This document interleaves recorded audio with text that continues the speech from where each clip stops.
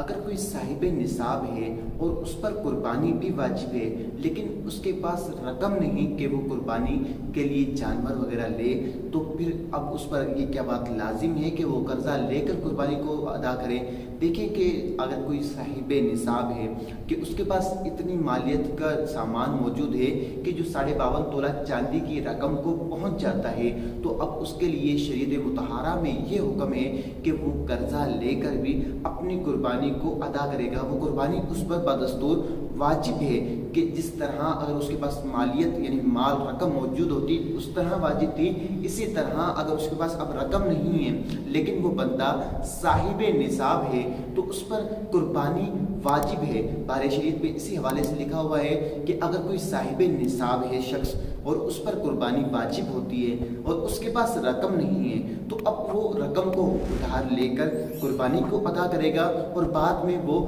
رقم اس کو جس سے ادھار لیے اس کو دے دے گا یا اپنا سامان فروخت کرے گا، یعنی اس کے پاس جو مالیت ہے سامان ہے اس کو فروخت کر کے وہ قربانی میں حصہ لازمی لے گا۔ وہ قربانی اس پر واجب ہے، اس کے لیے قربانی معاف نہیں، قرضہ لے یا اپنے سامان کو بیچے، دونوں صورتیں وہ اختیار کر سکتا ہے۔ اللہ تعالیٰ مجھے اور آپ کو دین و یقین پر چلنے کی توفیق عطا فرمائے، آمین بجاہ نبی الامین۔